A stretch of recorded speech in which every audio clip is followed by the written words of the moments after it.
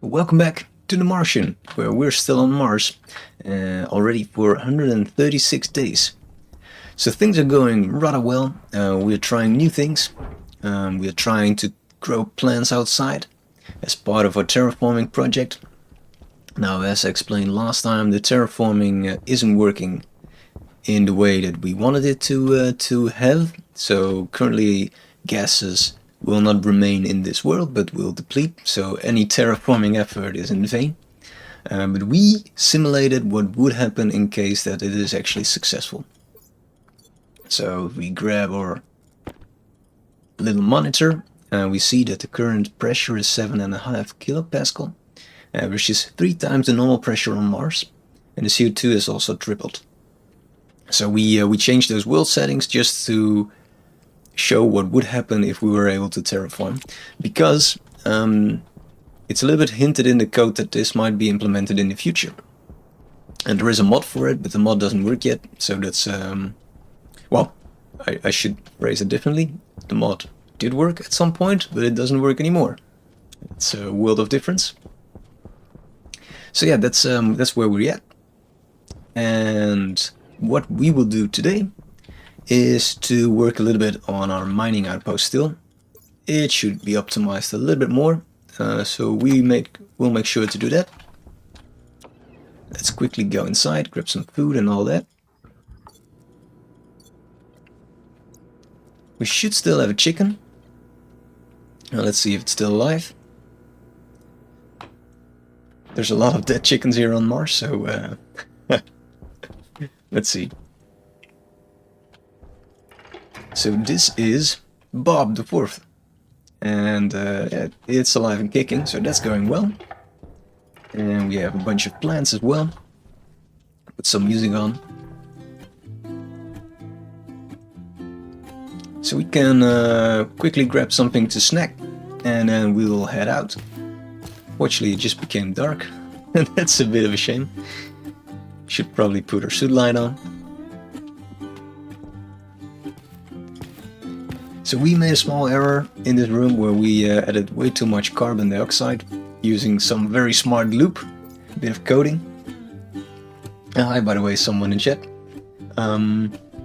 So that was a bit of a shame, so now we cannot breathe anymore. I think we need to have at least 30% oxygen or something, which is something we can easily change ourselves, but we'll try to do it the lazy way, where we let the plants fix it. That's getting better, so now I don't get a red warning sign anymore, but I think it's just the yellow one. Yeah, so slowly we're getting there. Plants just have to work a little bit harder still. So last time we also made a little water system. I will go downstairs in a bit to show how this is set up.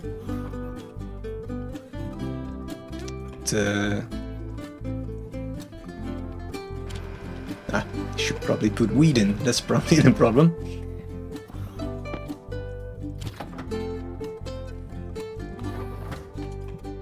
Alright, so we got some food. We'll make a quick snack, get something to drink. Oxygen low. While Suit Lady is complaining about oxygen.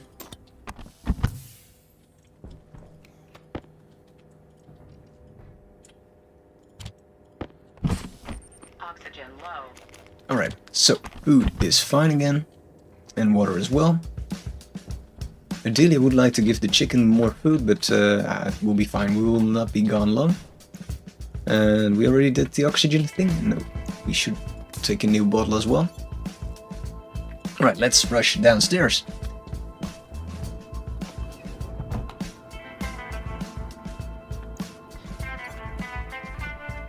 So we got a very simple approach to heat the water. Well, basically we just smelt ice, we put it in the crusher and we heat it, but we use some logic, very pretty logic script to only heat it to like 20 degrees. So this is a memory set to this number of Kelvin, which matches 20 degrees.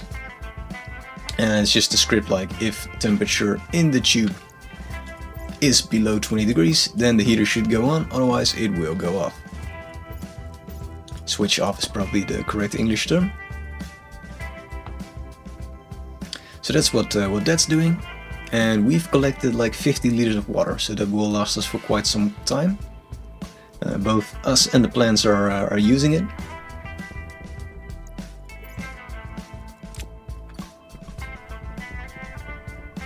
So yeah, we are using selective breeding to try and create a plant strain that can actually survive outside.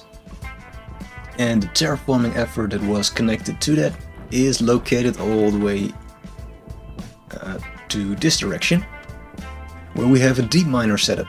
So the idea was that we would automatically mine coal and burn that in the atmosphere and then slowly raise CO2. So I really hope there will be an update soon that gases will remain in the atmosphere and you can actually build some different atmosphere. That will be very cool. Now I did play around with all the settings. I reduced the atmosphere in the air to like a ridiculously small amount. Let's say like 100 milliliters of atmosphere. And while I did manage to completely ruin my FPS to like 3, it did not change the fact that none of the carbon emission, the CO2 emission, is actually stored. I should replace this ladder by a staircase because those ladders are really annoying. Alright, so this is our setup. We got some solid generators. We got 2 deep miners. Only one is currently active. And essentially what happens, now we will use the stairs, is that all the dirty ore gets refined by centrifuges, things get sorted, and this will generate ores over time. With the exception of coal, which is directed straight to these generators. And you got some energy and the terraforming bit then. Alright, so what we probably want to do is... Well, we can probably fit a staircase over here, right? That might make things look a bit prettier. Or just parallel to this, I guess that will be even prettier. Do we have some iron? Nope. Does the silo already hold some iron, or did we already steal it? It's depleted. Final check is then, is there still some iron in the sorter? Usually there is. There's copper, we might just get that as well. And iron, nice. Right, we will harvest our precious resources. And we'll smelt these, so that we can make a staircase. But that's not why we came here. What we actually want to do is to optimize the centrifuge setup a little bit. So only 2 out of 4 are connected, so that's not ideal. And in addition to that, we probably want to manage the script a little bit of how these centrifuges are wired, like when they switch on and off. Currently it's just a very simple timer, but that's not really efficient, so I'll have a think if there's another way. Or maybe someone will be able to help me along the way. I want this one, not the stairwell, it's ugly as hell.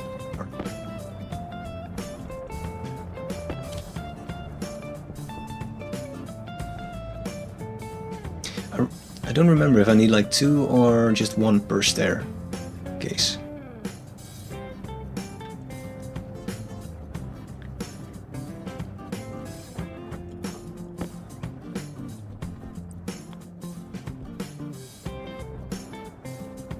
This should work. It's a little bit ugly with the silo, but nothing we can do about that. Alright, so let's remove this thing then. With probably this wrench. Oh, grinder. I will never be able to guess those.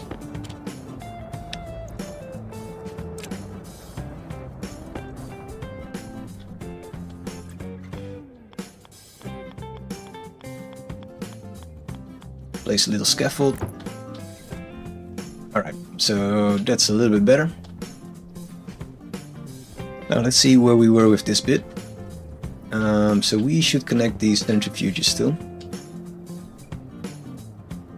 So we probably need to have at least 2 splitters of the dirty coal, dirty ore.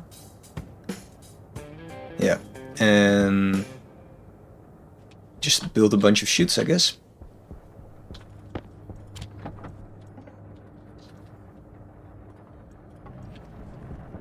We still have some here, so we can make like a small start.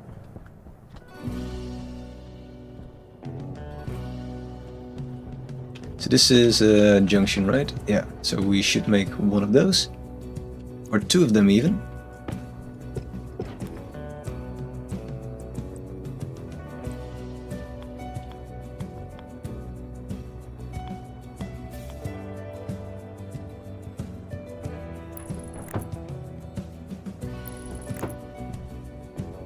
That should work. So then we just get a more a nicer flow of all resources into our sorters. These chutes are expensive, so we do need a shit ton of iron still.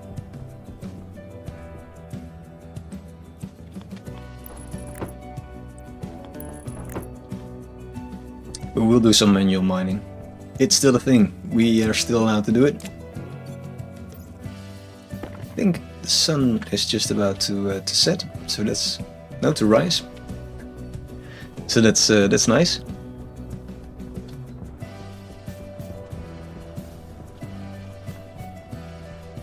So let's see, we should keep a little bit of an orientation, like where we need to go in case we get lost.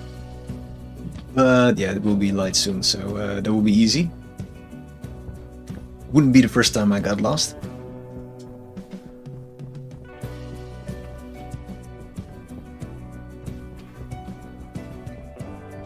This is actually very helpful, like that power tower over there. That's quite nice. It stands out and it will help you find your way back. Also, we made a beacon, but it's on power saving mode, so it will only switch on like every half minute or something. It's not the best solution, but it will work. Now the idea of this, that's iron actually. The idea of this base is to just burn a bunch of coal, so that's what it's currently doing. But I hope that with the improved energy dynamics, it will have a surplus of energy, which we will then direct towards the other base. So it will be a power plant as well then. That's the plan.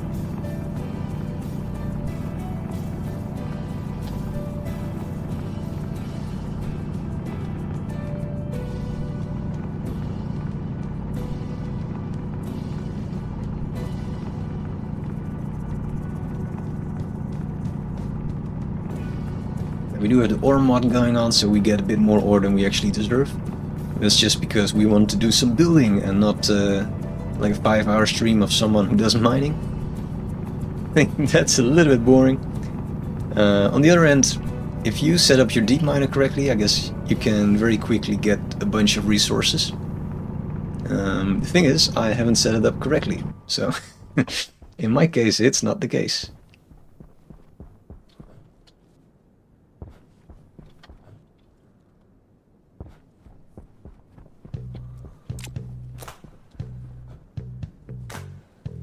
We'll do some more smelting and continue building on this little marvel.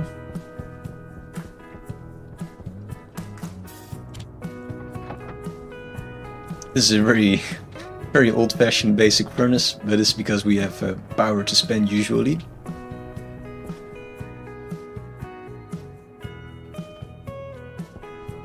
So we will have a think about the centrifuge, how to optimize that. There's a few things you can read from it actually. So you can switch it on and off. I guess that's easy. Open, error. And you can read reagents. Now I think that's the interesting bit. We should probably do something with that.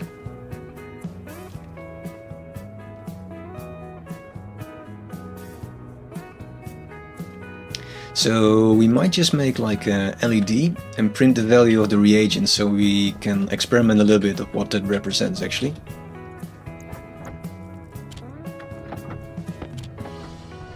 You go make some chutes. So we got some connecting up to do.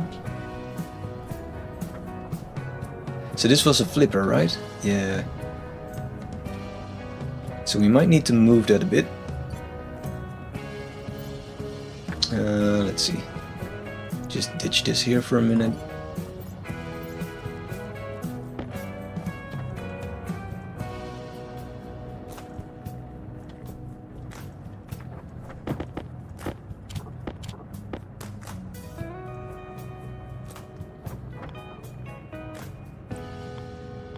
So these should be connected anyway.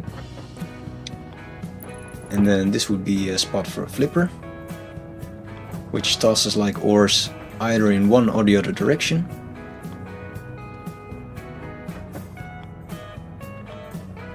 This is the wrong way around.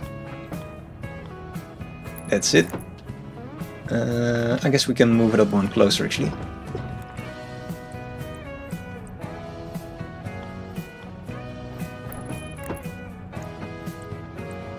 Now we see how many of these chutes we need in that case, especially if I build the wrong type. Alright.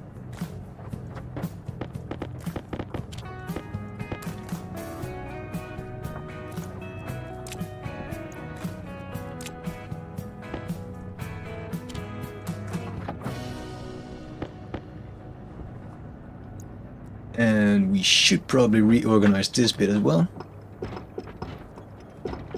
So you can see there's a bit of a hold up actually with all these dirty ores.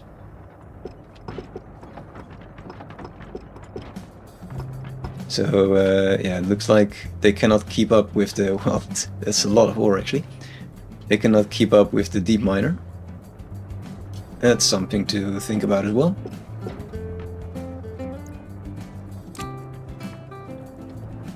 Let's see, we probably want to split.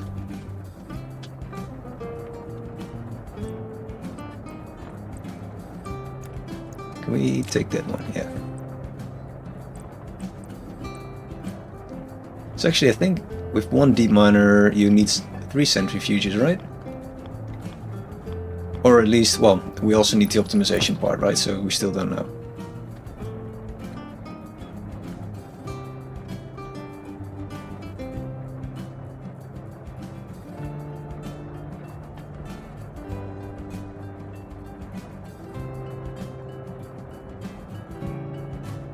I guess we can do something ugly like this.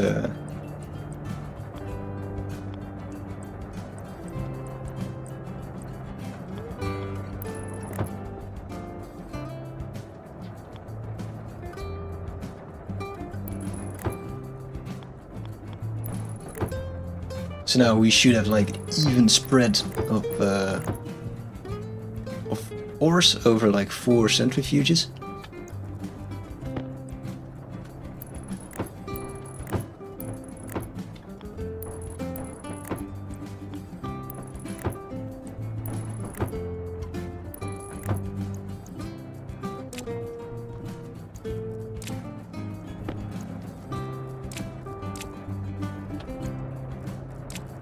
We are manually collecting dirty ores. That's not really what you want to do, but it's fine. Alright, so that bit is at least fixed then. And we go upstairs and we fix the other bit, where we connect these up.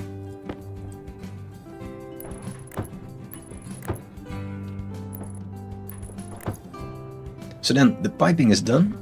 I think they all have power as well. Yeah, so that's also fine. Then it's about the scripting. And before doing that we will do the thing that I just mentioned, where we will briefly check out how this actually works. Which values can be read from this this machine.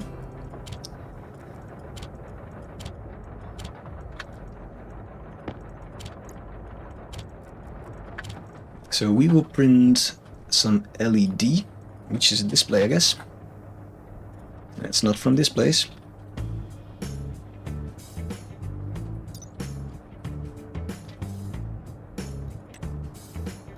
From the console kit, right.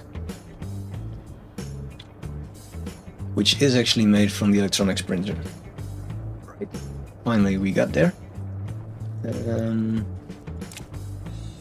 Yeah, go ahead. We just give you a shit ton of iron.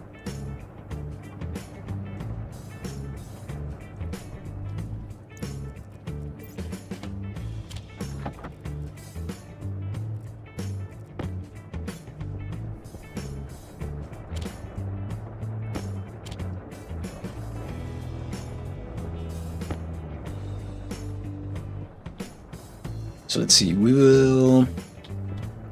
Guess we can stick it on here. No, that's a little bit strange. I guess we will make like a wall and stick it on there. Didn't really think about the layout yet, because this used to be like a very industrial, rough looking place. Which is slang for ugly.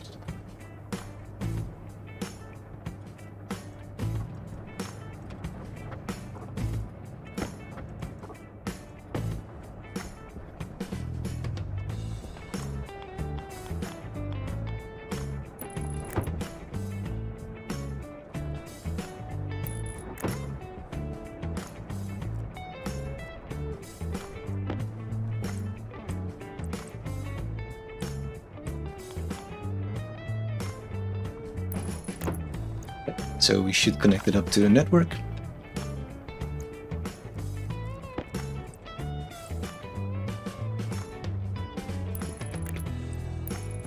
I'm hoping there will be a storm soon, so that it cleans up all these loose ores, because this is getting a little bit ugly.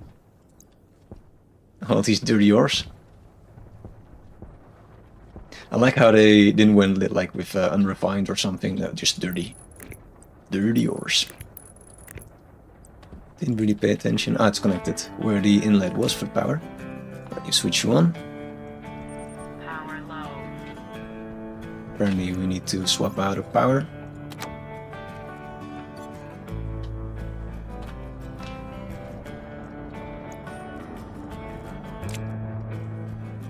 So let's see. We need to swap out this this little chip. We were too lazy to build two.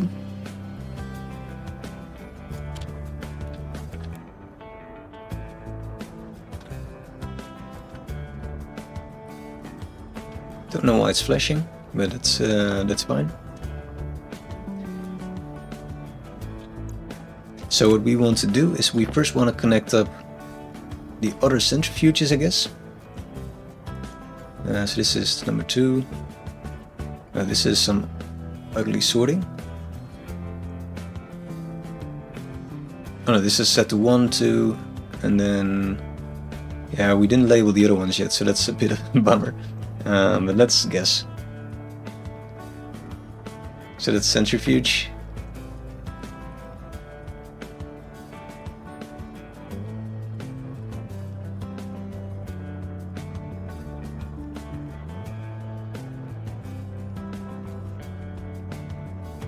Million stackers.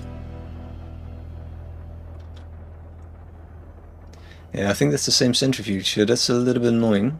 I should have 4. Did I not connect like the data port? Oh no, it's not connected, so that's why. Nice.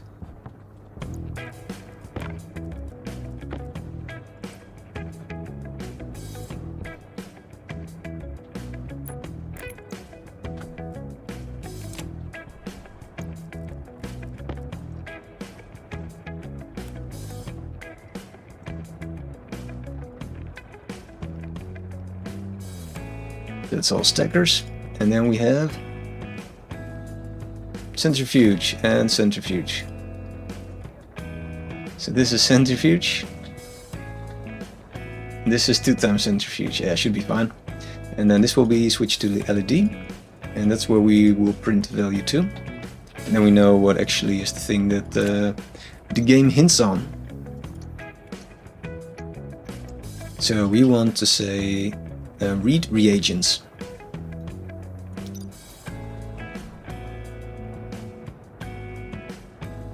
So that's now set to D4.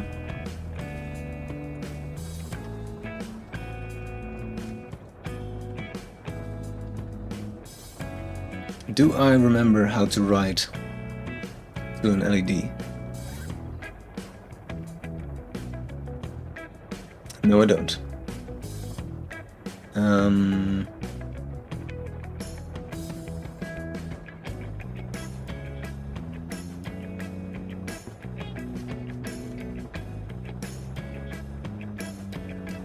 I think we will have a peek at their old base.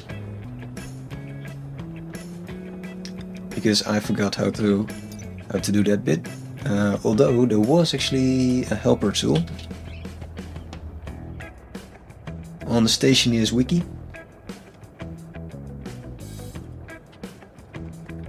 Maybe that will tell me what I need.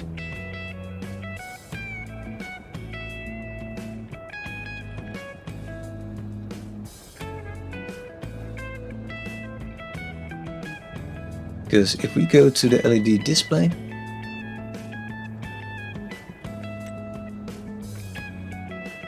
so we can write to this thing, I guess. Yeah, so we can write to it.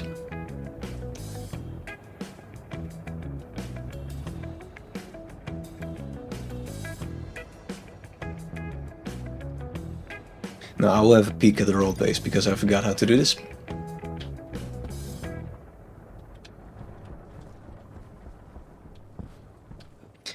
So some genius decided to build my base over here, and that was me. Because I was convinced that rovers were still in the game, but I didn't check. So that's where things went wrong. But it's fine. We are able to walk. And the advantage is that there's still some resources in the new area, so that's will eventually also save some time, despite that this bit feels very boring. I wish we could print the bike.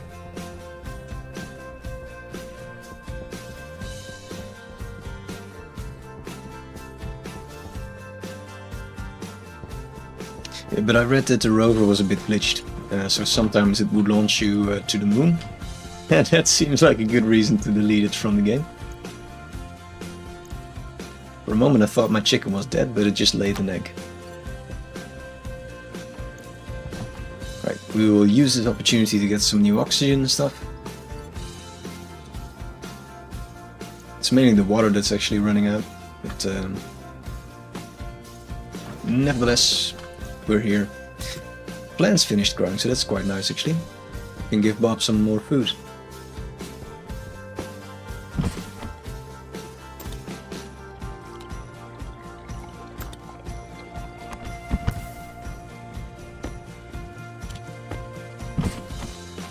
Hey, we don't get a warning anymore, so I guess we reached the right percentage of O2, which is 23.9, of course. Magic number. Right, so the plants came through. Managed to solve our mess, just like we hoped. The impressive thing is that even though we cannot breathe, the chicken is doing fine. Bob doesn't care at all.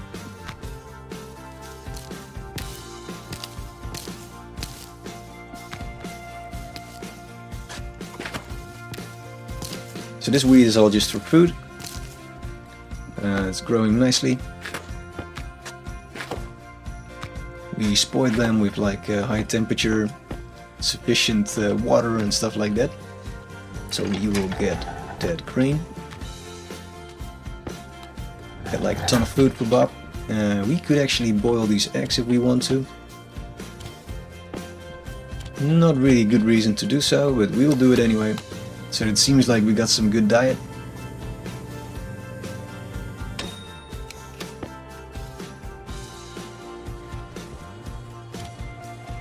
Can we already eat some? I guess we can. And it decreases the food value for some reason. Doesn't matter. We'll take off our helmet for our imaginary shower. And we lost daylight. So maybe we shouldn't be doing that. Just a quick wash, I guess. So this is one of our magic strains of wheat. Let's see if we can already screen it a little bit. Although I would like to get the seeds out. So we shouldn't take the last grain. Because it's still growing towards the seeding phase. Let's see if we can genetically screen these. Should probably drop them.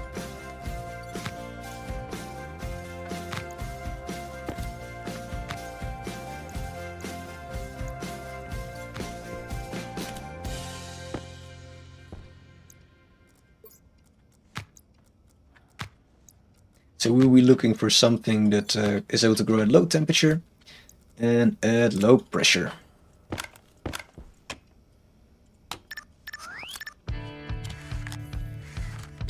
And this strain can already resist like minus 26 degrees, so that's quite cool. And we'll see if we can get it lower than that. And this one is not able to, so we'll toss away this one. And we'll look for the next one. There is a more efficient way of doing this, where you can apply genetic splicing. We didn't build it yet. Currently it's minus 39 on Mars. So we hope our plants will be able to survive something similar. This went in a very strange direction. What the hell did you do?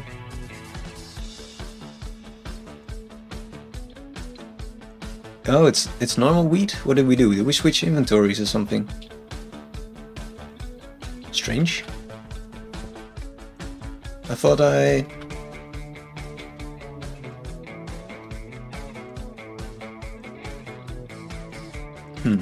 Don't really know what happened there, but that explains why it's not anything special. We should have more than this. Well, it doesn't matter. Just continue. Let's see.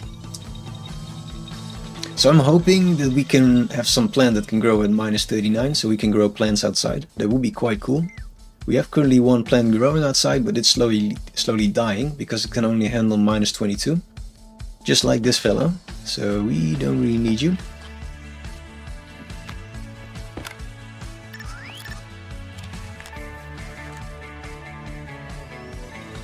I don't know if the game will naturally reach this state. No clue. Not sure how many people were looking into genetics before. This can go... Oh, this is nice. So minus 25 and 1 kilopascal. So we will make sure to continue with you.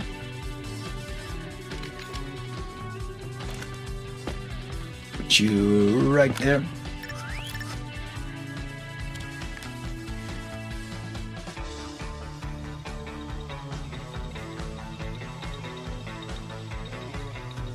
So it's selective breeding, so we just select the ones that are performing best and continue with those. This one is not that great, but it's also not terrible, so it might be a nice plan B. Like minus 4 and 6 or something. Was it like that? I don't remember because I started talking. 24 and 6, yeah. Should probably indicate that this is a higher passage so that we get our stats right. Very important for nerd facts. Let's see. Is chat working, by the way? Somebody want to say hi? This is a cool one. So this can handle minus 29. That's the lowest one yet. I did not expect that. And it's a little bit worse in terms of pressure, right? So we need to optimize that a little bit. We'll keep a keen eye on this one. Your new favorite strain.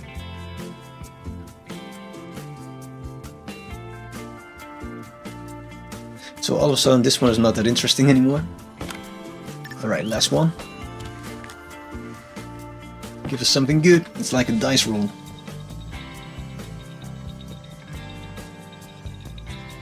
I used some very geeky labeling so that I remember what's what. See if you can figure out what it means. I think we also planned this one, so it's just 25 and 3 kilopascals. That's not that bad.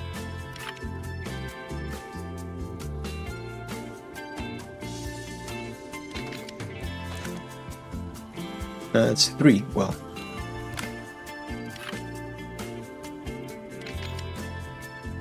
Nice.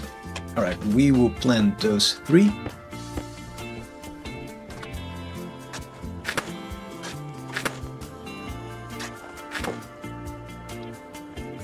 This one has seats meanwhile, so we might also screen those.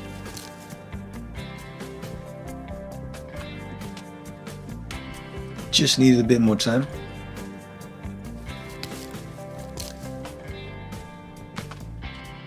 Let's see, anything special in this bit? I switched off the power. That won't help me. We can smile at Bob. How you doing, Bob? Looking a bit big today?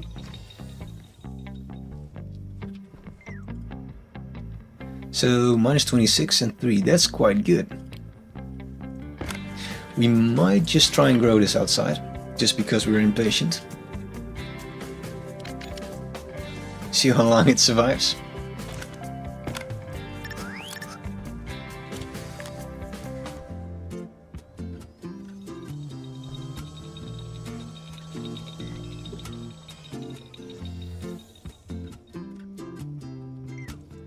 Alright, let's check it out.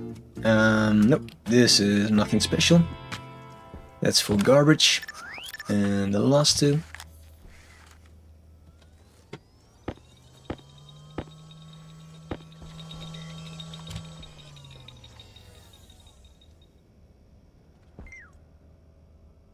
This is quite good, minus 30.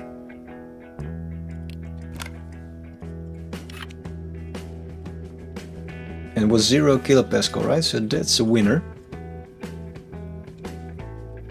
Or was it 1? No, it was 0. So I think that's our best one yet. Little surprise at the end. So we also might need to grow that one.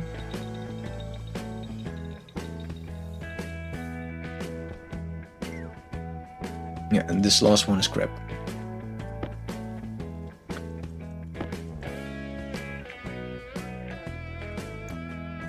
Why do I have like a stack of 6 all of a sudden? Doesn't matter. We'll just toss it. We have this cool strain, which we will plant outside. No, the other way around. We will plant this one right here, and we will plant the other thing outside. So this is our best strain, the minus 30 strain. This one comes close, but has high pressure. These one are just a little bit worse. So this is the winner. Put you there. Take you outside. Should have done eating last, because now we're hungry again. We just, well, at least it will go quicker this way. Tiny little sip, tiny little snack.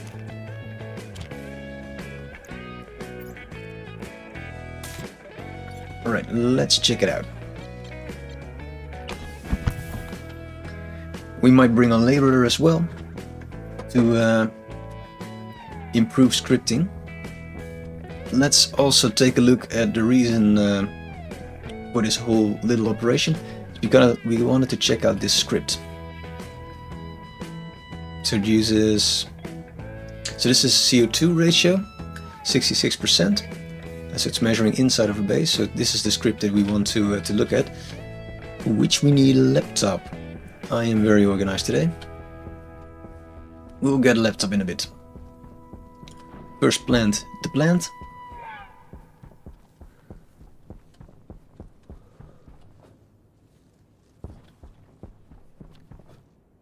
This one probably died now. Yeah. So it can already grow outside, because the current temperature is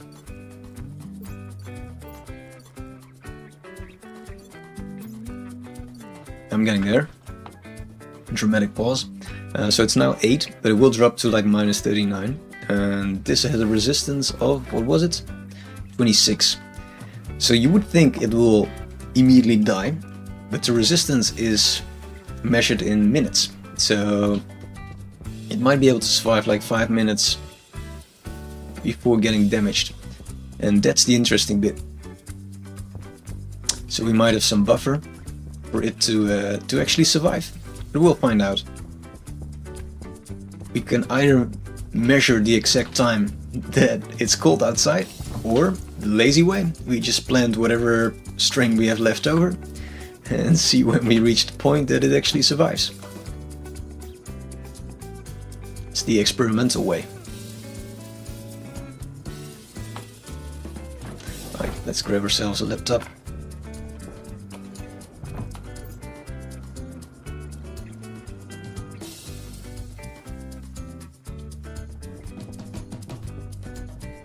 And we will take a peek at this LED bit of code, which I forgot.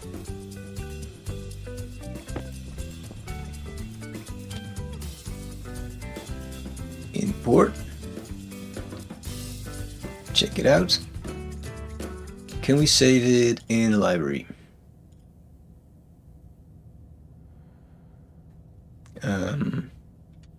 CO2 script. Which does what?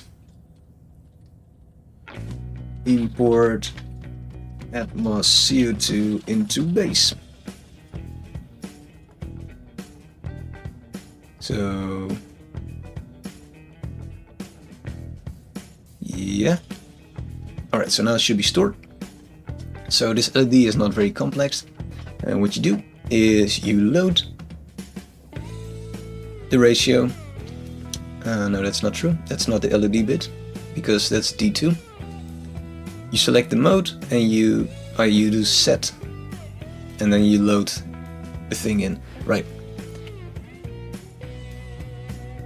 At some point I hope I remember these things.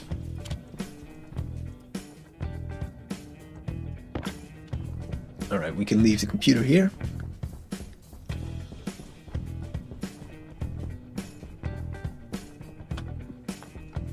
We should probably bring the label. If we can find it. There we go. Maybe a new battery. Just in case. And off we go. Back to our cool base. In the dark, of course. Oh no, sunset. Rise. Sunrise.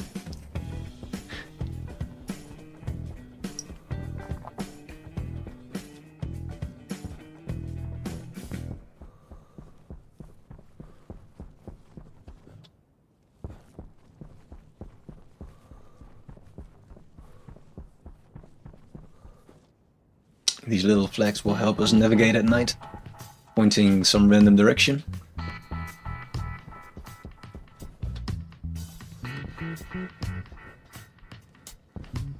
Will they help us? Is the big question.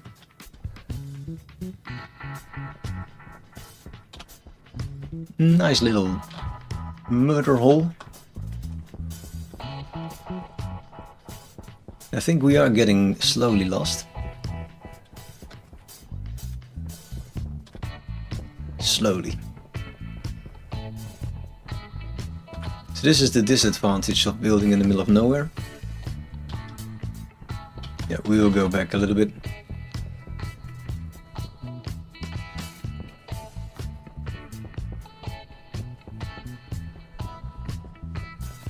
So there's at least one base.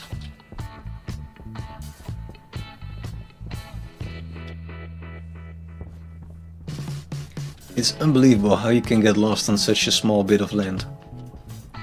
Like, we could, just before walking there, we could actually see it, but now, not anymore. Talking about doom holes.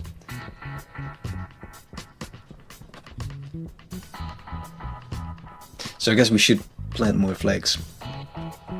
Well, let's try again.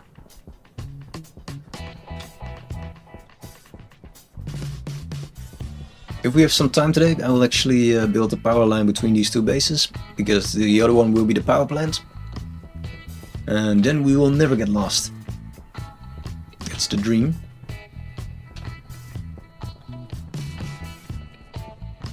But yeah, there's another little downside of building far apart. The tendency to get lost. And where is this sun? I thought we were getting sunrise, but no sir.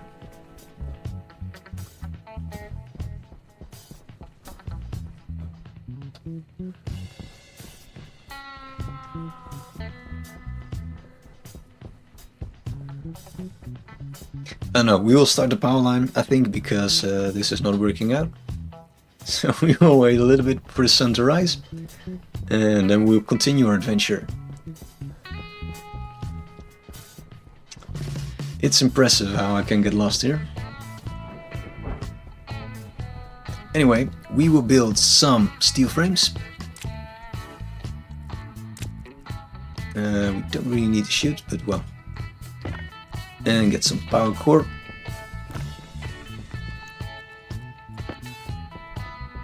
So I don't really know what would look nice, but like some L-shaped towers.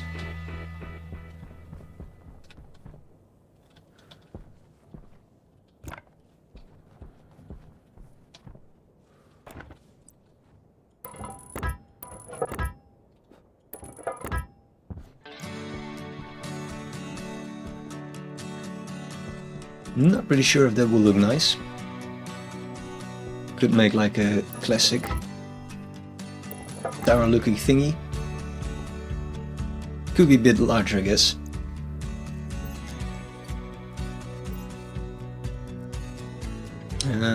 We don't really have a lot of space. That's a bummer. Alright, let's see.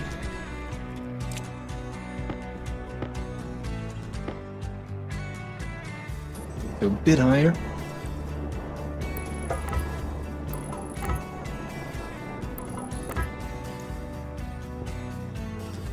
That could be nice. So that will be the first one. Then if we can still find this other flag, then that will be the second one.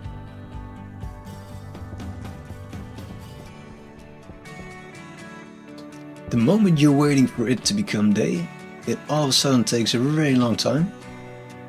Ah, there's the little flag.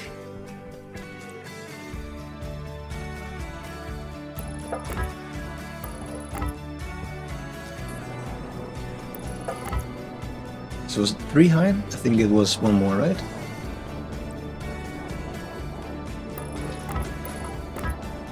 That looks a bit higher actually, but it's fine. We'll just say it's to compensate for the height or something. Alright. And I think there's something over there, no? It's really dark as well.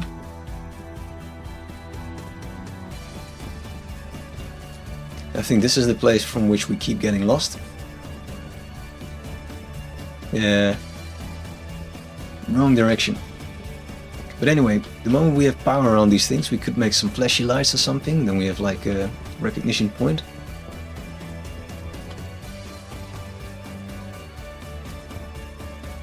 Because those should be working at night. So that will definitely help us. But yeah. Maybe it's more into that direction actually.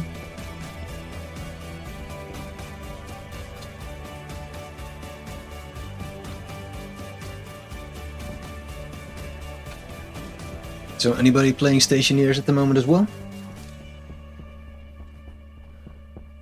Can you fill in the time before so that we don't have to wait for the sun to set?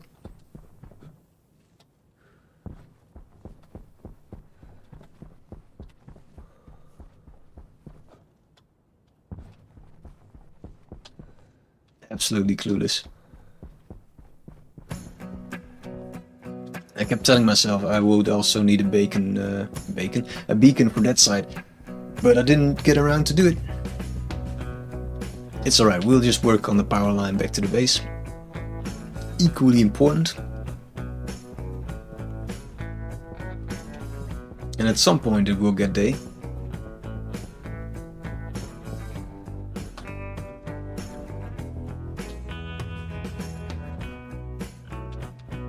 That's the sun, right? It looked like there was a truck heading my way. That's a cool effect.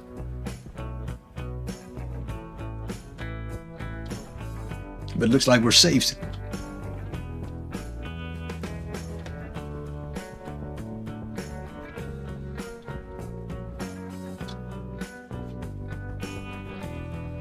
And then the annoying bit is the moment that there is actually sun, then you realize that you didn't actually strafe that far, and the base is obviously very nearby. Ah yeah, so this was a little bit embedded in the ground, so it's actually the same height as the other one. So that does make sense. So I guess it's... Oh. We'll start at building the line here, I guess.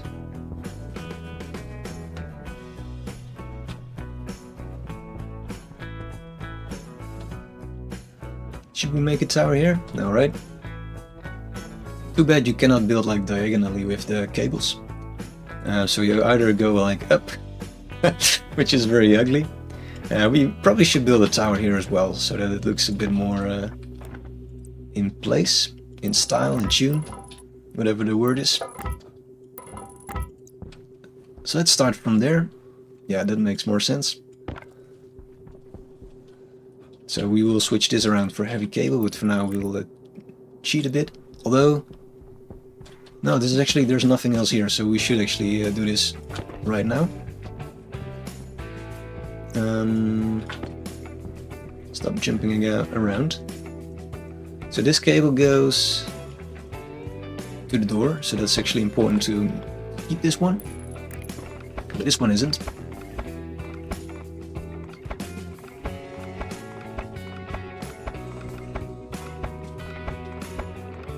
So that's heavy cable that will go directly into our batteries, so we will continue this way.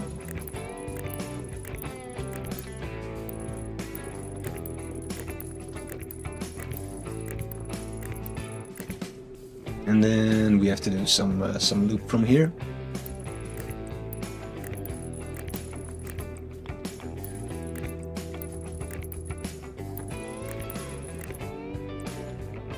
Probably want to have like a bit of space there. Guess we hide it underground so nobody sees it. Our ugly cabling.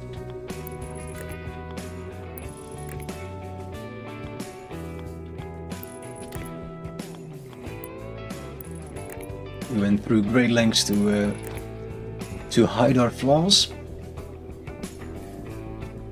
Alright, and then we go up from this bit. I guess makes more sense to get the far corner over here.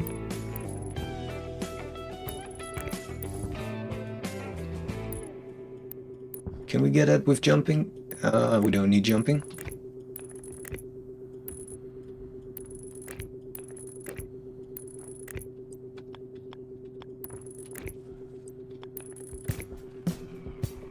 Right, so cable, cable, cable.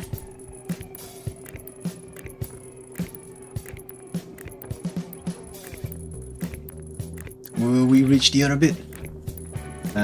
We will. Alright. So that's quite nice. And we just need to walk in a straight line. It's not that difficult. But for some reason, it is.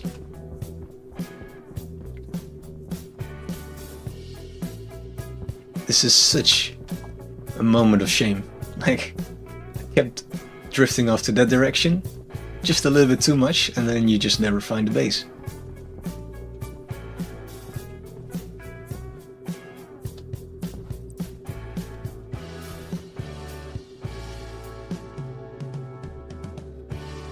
So I guess this will be the next bit of the tower. Maybe a little bit over here or something.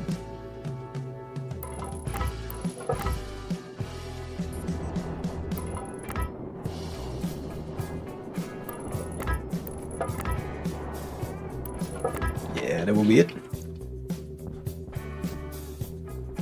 Now we will never get lost. Especially now that we put lights on it. But also famous last words.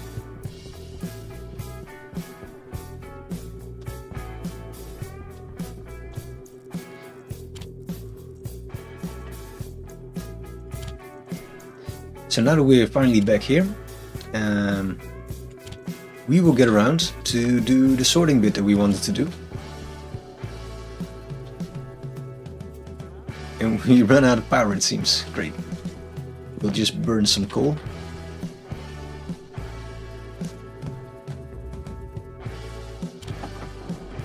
That should solve it. Alright. Let's get my cheat sheet. I just made a print screen.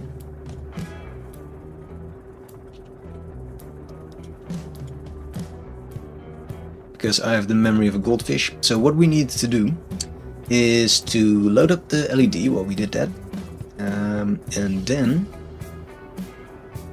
we want to read a value.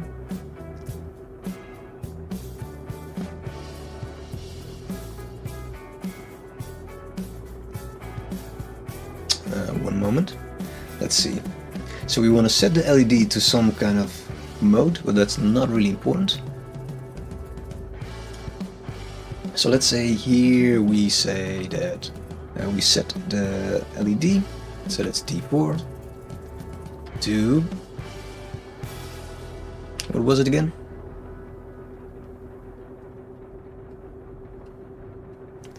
To display a setting.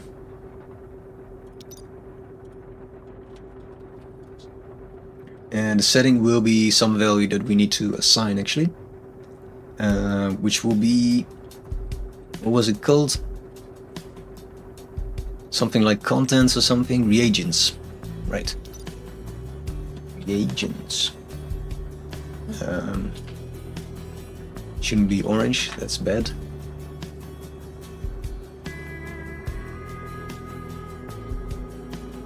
And we will load in that value and give it a name. So that's reagents, and we call it R1.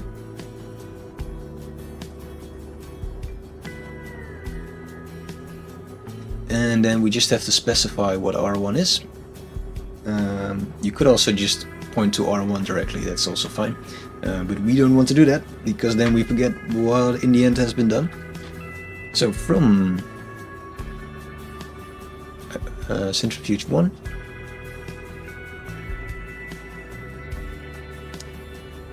yeah, centrifuge 1, we wanna read reagents.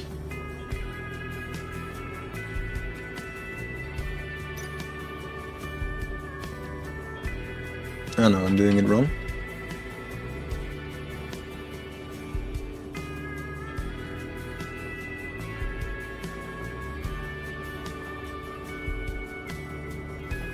We want to read it from centrifuge 1, so that's this one. And then we should say reagents.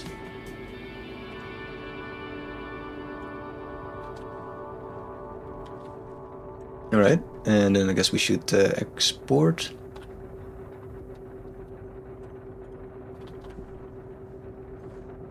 Eight. Alright, what does that represent? That's the sum of things that are inside. Alright, that makes sense.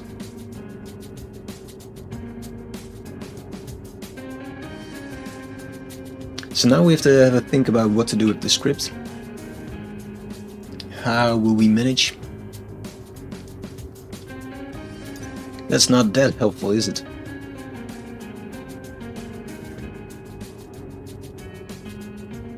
Import count?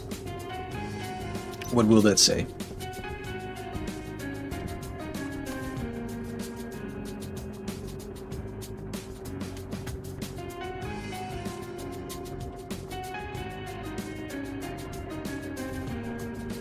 So that's the amount of ores that are in there or something? Or...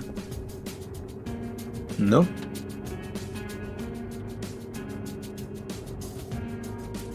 Don't know what it is. Meanwhile, we'll label these as well. Oh, there's a bar in between, right.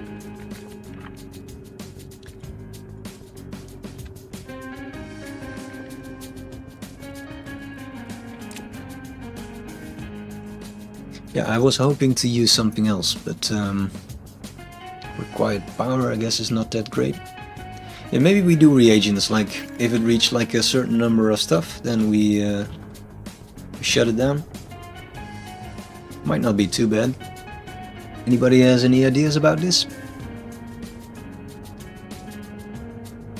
I guess ideally you want to see if it's still processing something, right?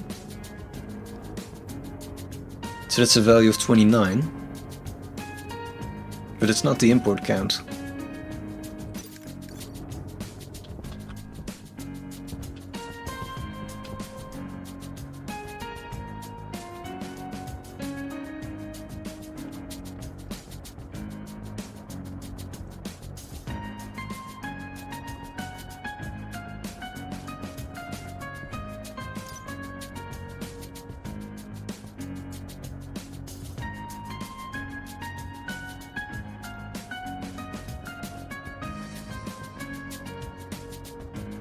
Import slot and export slot.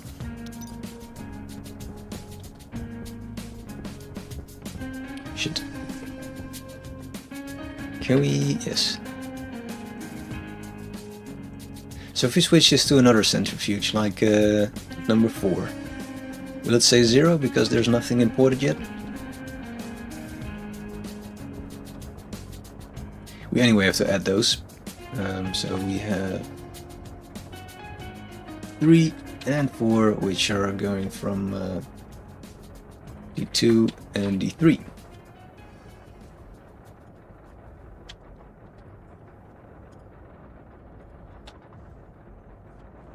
So that indeed says 0.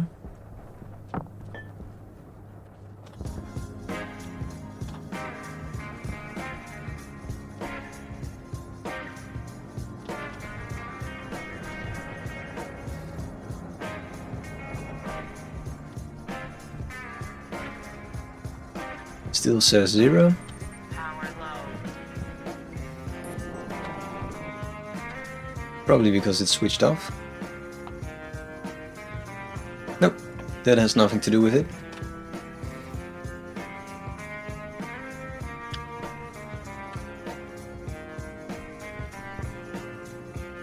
So this one has 50 ores.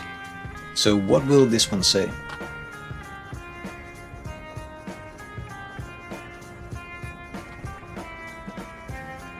One. Alright, so maybe that's like the number of times that it imported things. So that's also not very useful. I guess we will go for reagents then. So we just sum that to 50, I guess. If it's fully depleted ores, then it will have 50 contents, I guess. So yeah, that should be fine. Let's try that.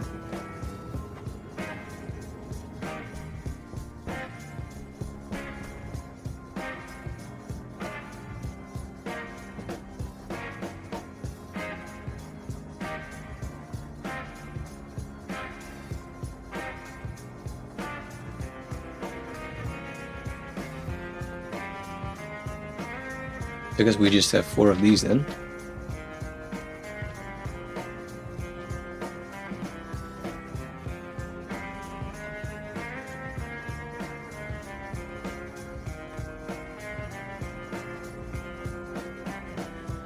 And yeah, I guess we just want to check, like, if it's full, open and close.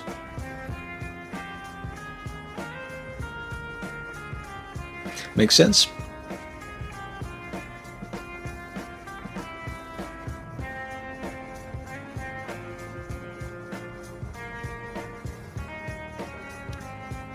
Yeah, let's try that.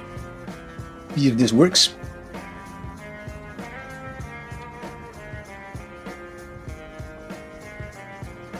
So the bigger than loop. What was required then again?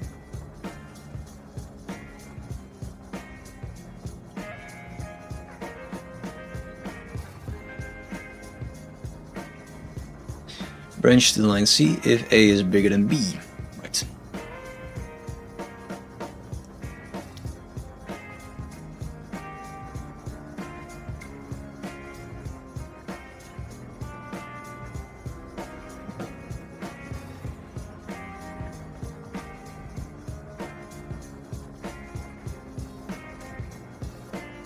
So I guess we should first specify all of this.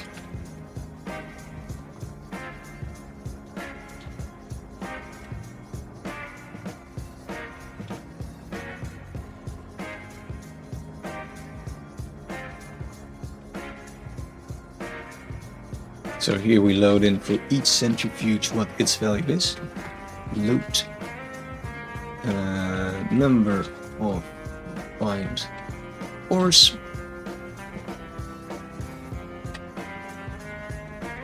Print to LED.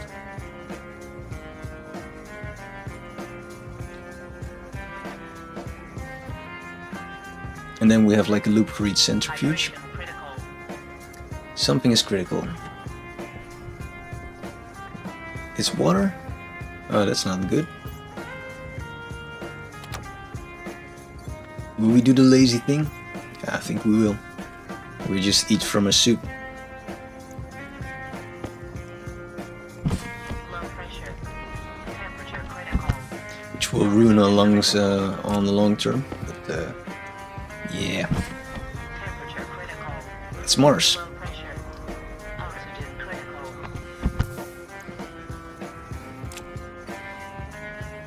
I don't want to walk back. Especially not since it's night. We hate it. Alright.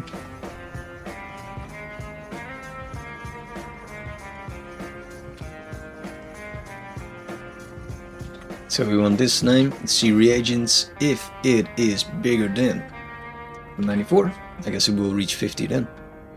Then we want to branch off to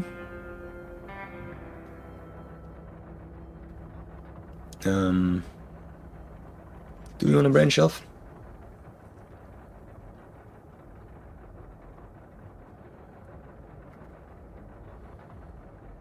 Yeah, we do.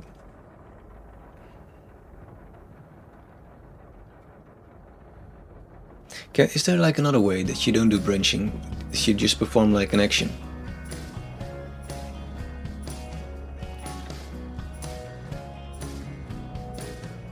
Because it's fine if it just directly does like a certain action, we don't really need the branching part.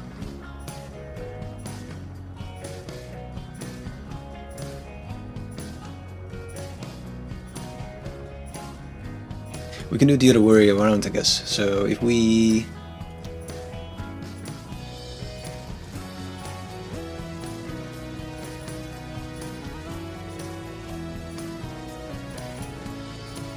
would make more sense.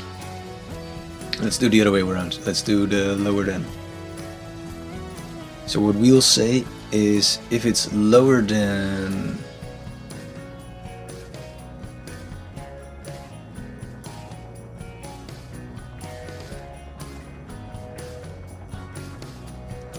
if it's lower than 49, then you just skip to the next bit. Let's try that. So we'll call it actually centrifuge 1. Centrifuge 1.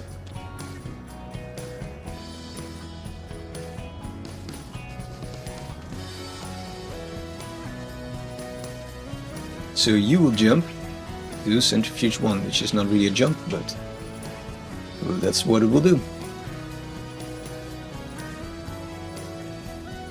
Very important formatting. This is coding for noobs, by the way, programming for noobs.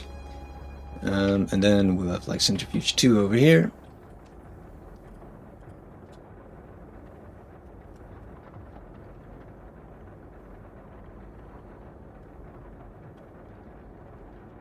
I guess this is the way we can do it. It's not elegant, but it will work. And we still want to do this, so we want to open and close the valve. And so that's the main thing. So if the value is below, then it will just continue to check other centrifuges. But if the value is actually above 49, so meaning the centrifuge is done, then we can open the valve. I guess maybe wait for a second. Not sure how long it will. It will take a while, right? No, because it will fully stop and then, well, we'll find out. I don't really know what will happen. Never really paid attention.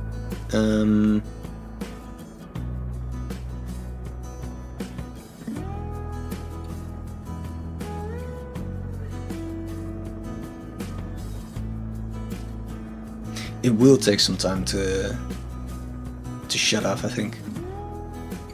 That's fine, we'll just see. Let's try like 20 seconds and we will see how this actually will work. And then it will continue to jump to this one anyway.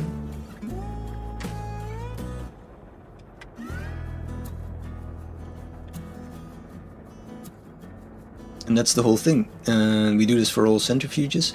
So we just we cannot copy several lines. That's a bit of a bummer. I will copy it to a notebook, I guess, and then can we then copy more lines?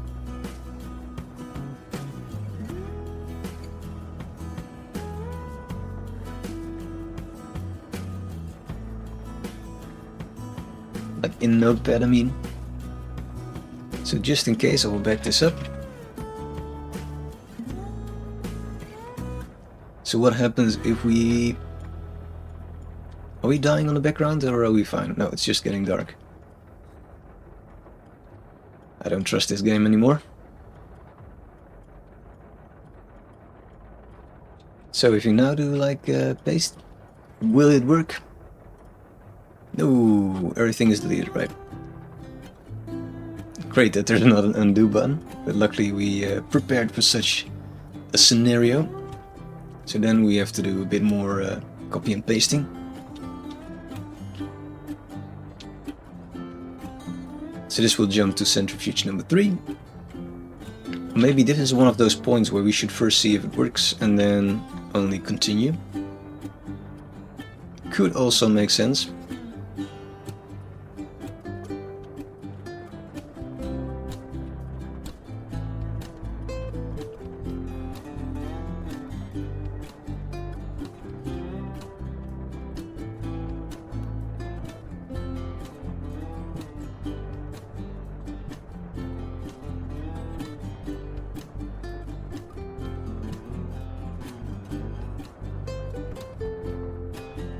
We'll do one more.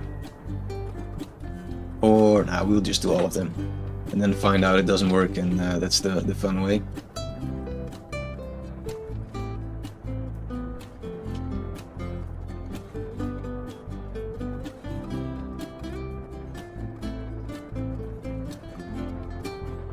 Alright. And we probably should name these as well, because now the names are all wrong. And the important bit is that this will jump back to start actually. So that's the new bit, and the loop will go again. Start again. Start. Alright, so centrifuge 1 will do all the things for centrifuge number 1. 2 will go for 2. Probably also check the reagents for number 2. And 3 will do it, you never guess it, for number 3. Whereas 4 will do this. Alright. We will export this to a library and call it Fantastic Centrifuge Scripts.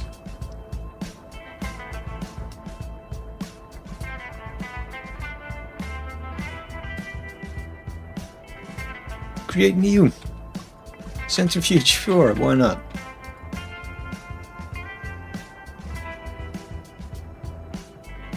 Import, overwrite. But also export. Error at line 15. We don't like errors. Ah yeah, something is wrong because we mislabeled these. So we are trying to read something from an LED, which is not smart.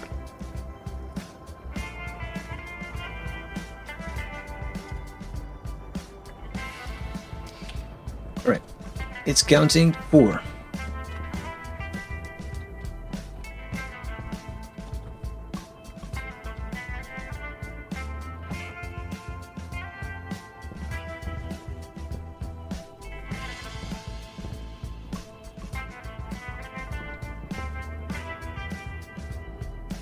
Actually, it makes more sense. What's this?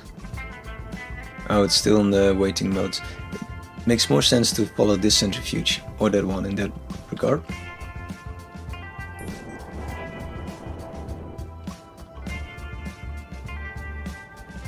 But this doesn't have any contents, right? So that actually makes less sense.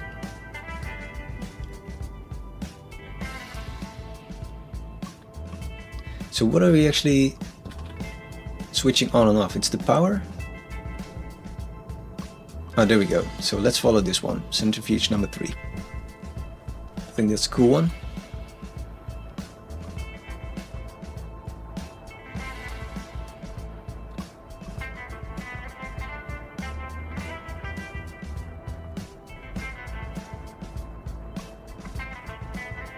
One? Oh yeah, because it finished just one ore. Yeah. Alright, so we'll pay some attention to that. It will take a while. I guess this one will go faster, right? Let's take this one then.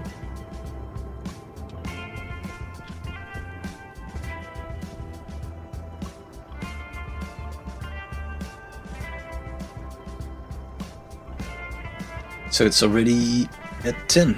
That's really fast actually. And it's not really possible because there's more stuff in there than 50. It will add up to 54. 5 even. Alright, that's fine. We don't care. Right, you go and do this. And the big question is if 20 seconds is sufficiently long for it to clear its contents. I don't know. You are unhappy with something?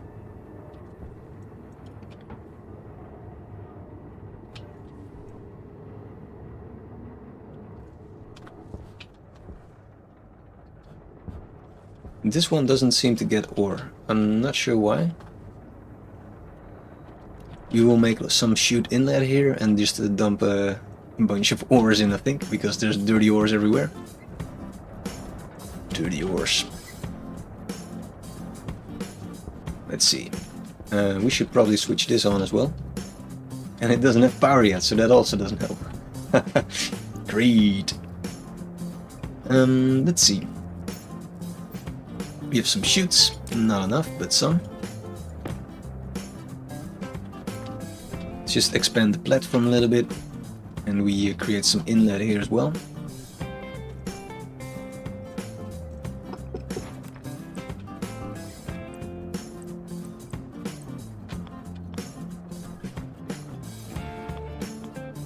Needs more basic... Oh, I got the wrong thing in my hand.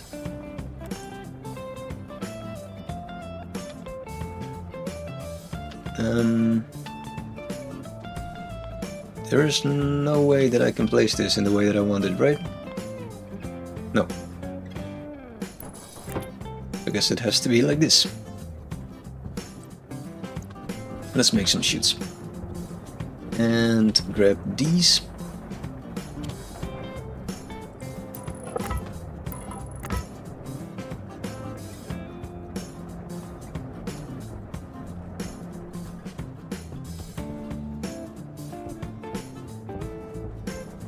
Can you make some chutes for me?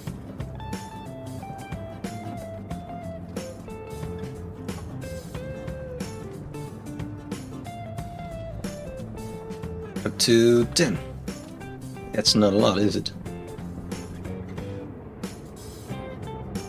And it's not true, actually. What? Why does it say 10? You go shut up for a moment. Huh.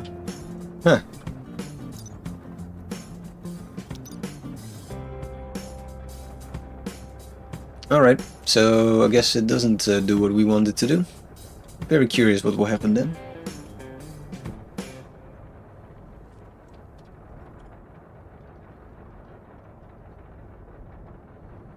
No clue what this number represents then, so I guess it was a coincidence that there were 10 things inside and it said 10.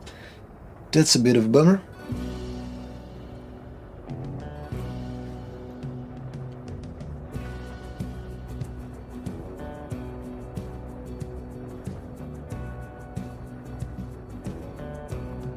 The other question is, will it shut down if it depleted all the ores?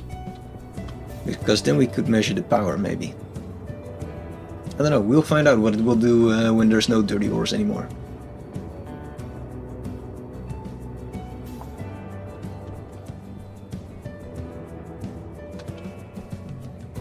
Annoying little centrifuges.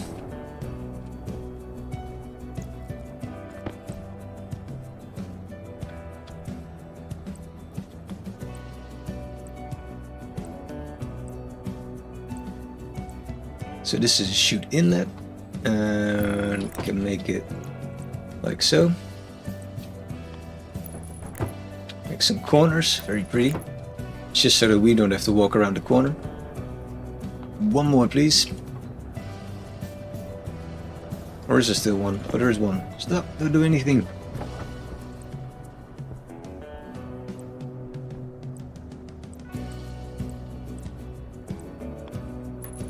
There we go. So that's a place to ditch all the dirty ores. That's not a dirty ore.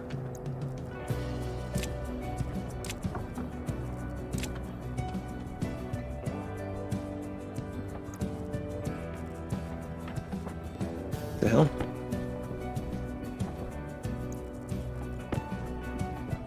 Alright. And we should probably do the wiring still, right? It's also equally important.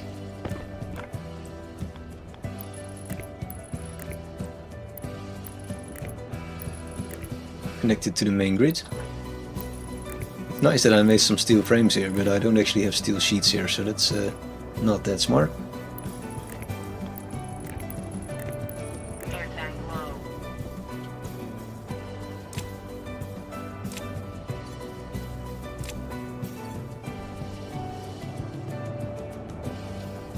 We'll switch that on in a bit, but first we have to get the centrifuges optimized because we have way too many ores already as it is. Yeah, I will quickly be running back to base, it seems, looking at my air tank supply over there. And we have to be quick. Although nothing will probably happen because this will stay on 10. Is this the unique number of reagents? That could be actually. No. 2, 4, 6, 8. What the hell? Am I looking at the wrong centrifuge now, right?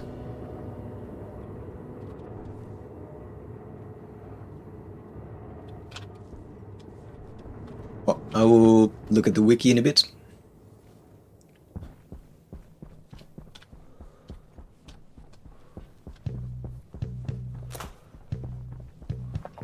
The unofficial Wikipedia is great. It will give you a bit more explanation than just these cryptic values. Should probably remove these, right? Well, do it on the way back.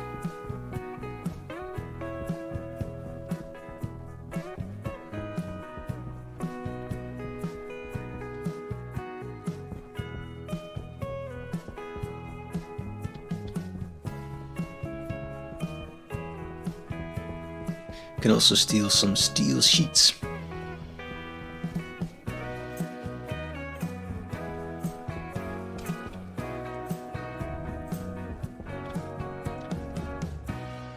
We have quite a bunch actually.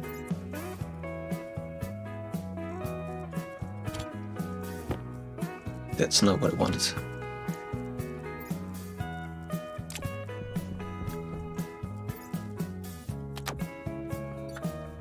And we might need to print some carbon filter, some CO2 filter.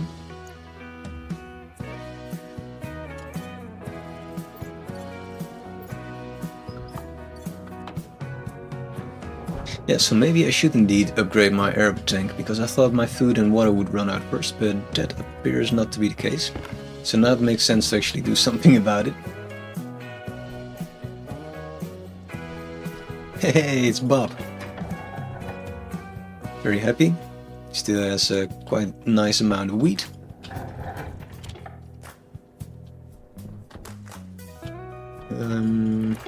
How are our plants doing? They're doing great. I will only screen this one, I think. The most promising strain. Let's take some seeds.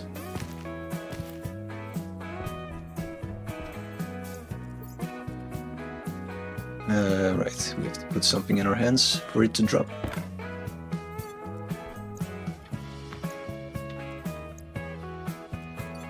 Let's quickly see if we made a better version of the wheat again.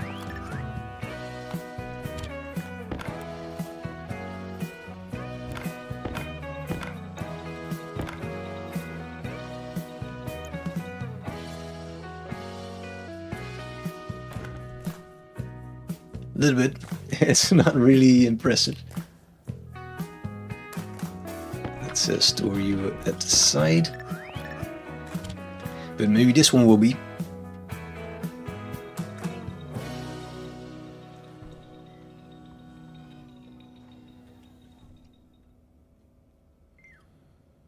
No, this one is crap. Alright, so that will be the garbage one.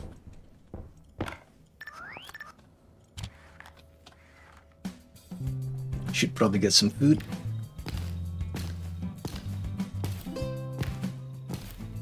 We are becoming farmers on Mars.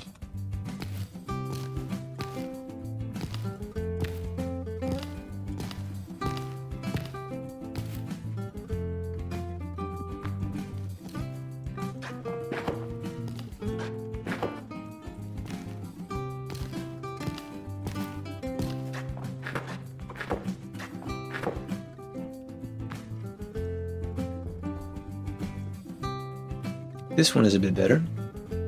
So 32. We're getting there. And 5 kilopascal, it's this one, right? Let's already label it. So the pressure doesn't matter, that's a little bit worse.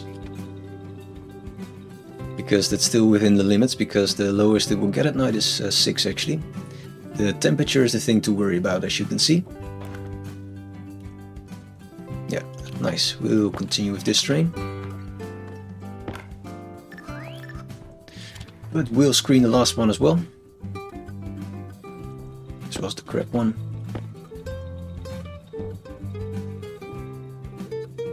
Ah, that's why I get more wheat, because you will take the stuff that's still in there. Makes sense. This one is... wait. 32? 33. Ah, so this is the better strain, because this still has the 0 growth pressure. Still has like a high multiplier, well, a little bit multiplier going on. And water usage is quite good with this one actually. Do we care? No, not really actually. It's, water is easy to get. This one is nice. Undesired gas resistance. It's 1.2 kilopascal. I think the darkness is the most important bit though. No, the frost I mean. So this needs 4.4 minutes. And the other one?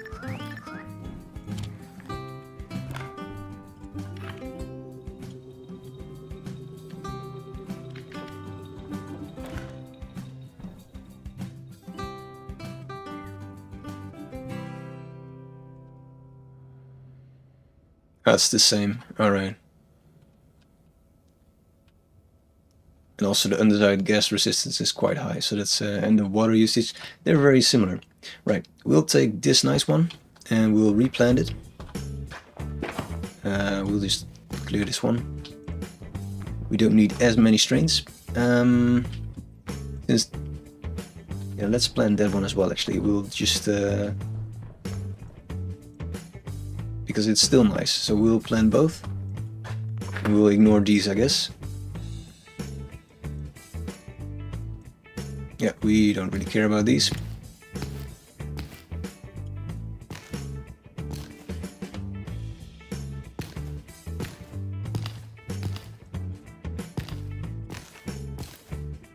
Looks like we're almost there then, at minus 32.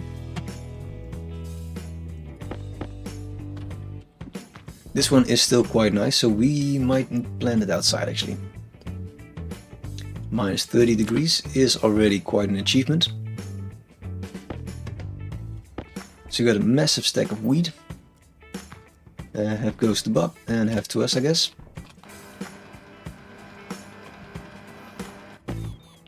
critical.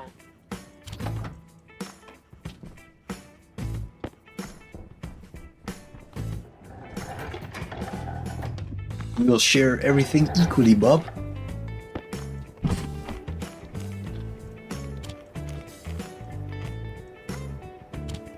Now we probably want to replace the thing in our suit because we took it.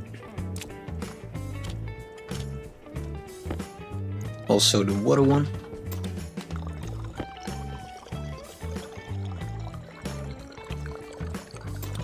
Alright, looks like we're good to go.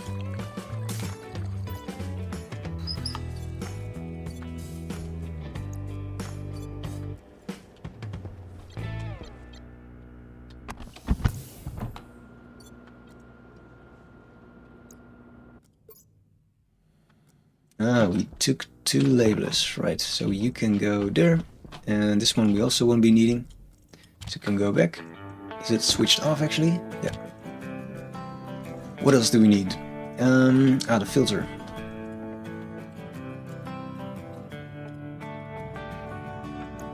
Because we're almost out. Not yet, but almost.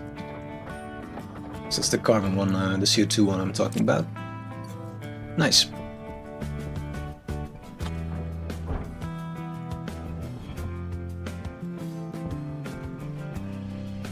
Big jump. There we go. Can we plant this plant? So this one probably died, yeah, because it still cannot handle the temperature. But maybe the next one can. So it has like 5 minutes of cold resistance, so that's not really good. So I guess that's the next one we should be looking at. But not sure if we can do that with without gene splicing, so that will be something to look at.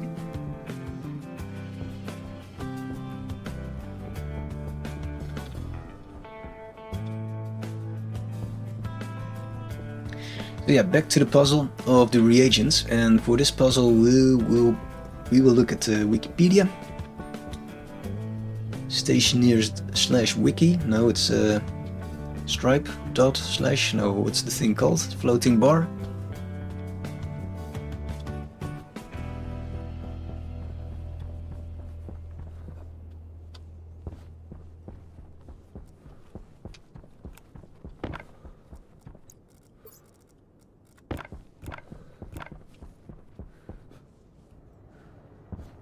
It does look quite industrial. Not saying it's pretty.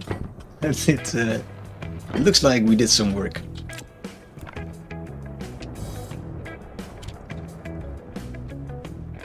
Alright, let's look at the wiki.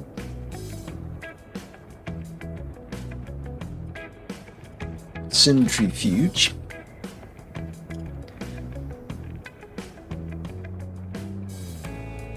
Reagents. It's the number of reagents recorded by the device. The maximum capacity is 400, at which time centrifuge will spin down and flash an error. So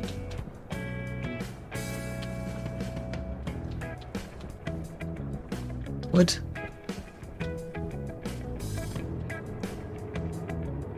But this one is holding way more than 10. So maybe I'm doing something wrong with the way I programmed it.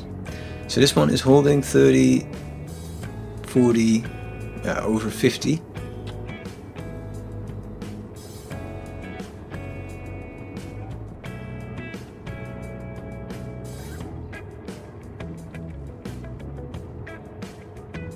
Why is this one empty actually?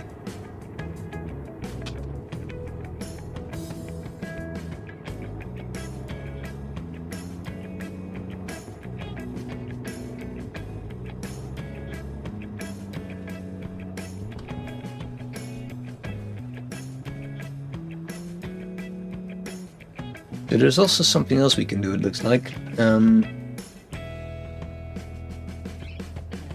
So you have an import count and an export count. Can we use that?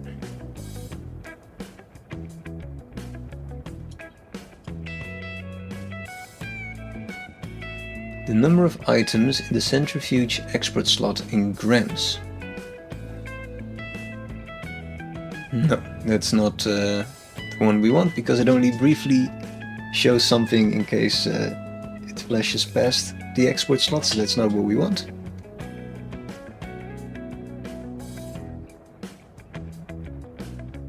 Yeah, it's strange.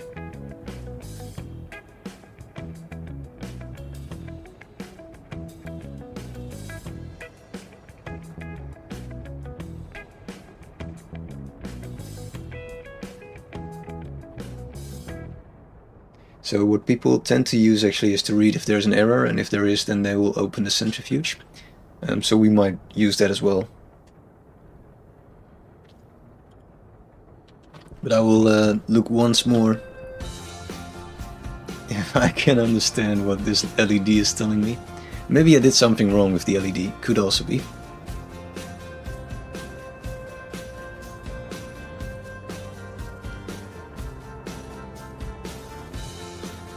I don't think I did though. Well, there might be something that's going wrong. Because it updates only after a maximum of 60 seconds actually, so that's not that interesting. And we forgot the sleeping value.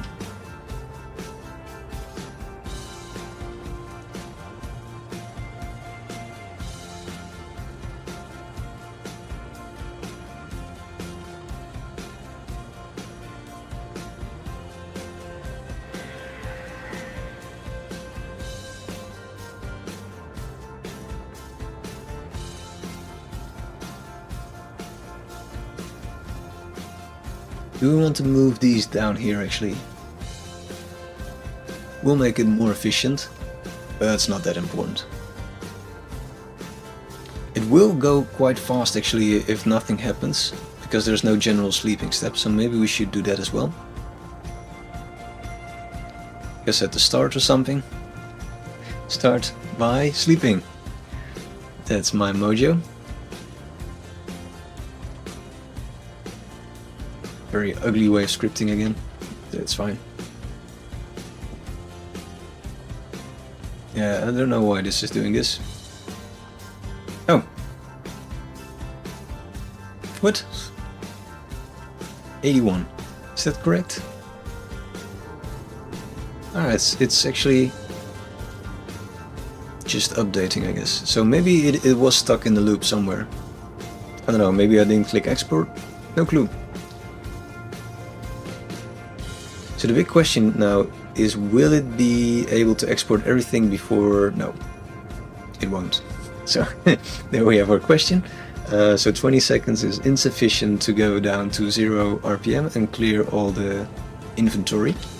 So we have to increase that a little bit.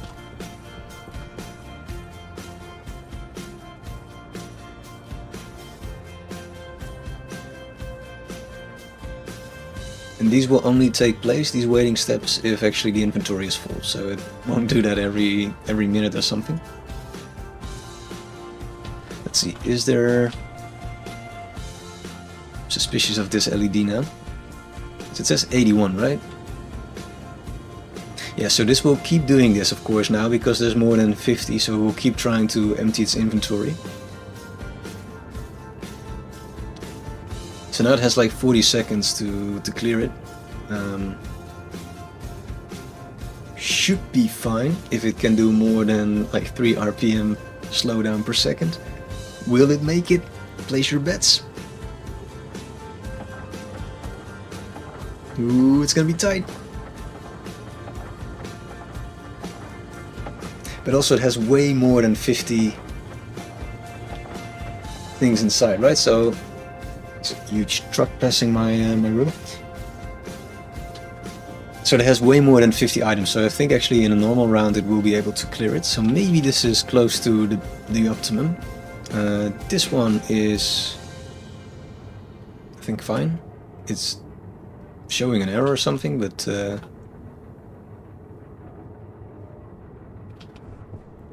not sure why.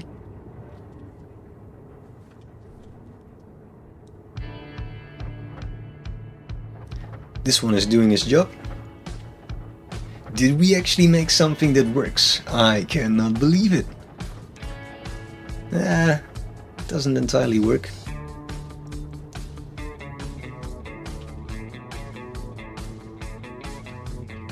So the big downside of this script is that it won't be measuring things in parallel.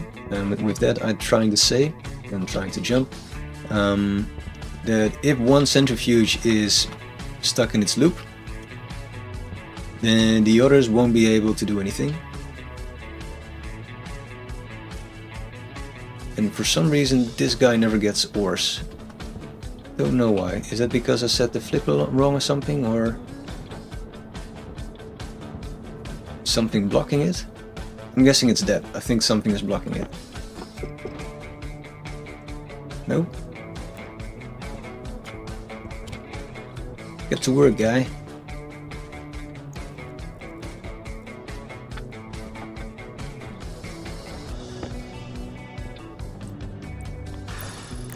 No clue.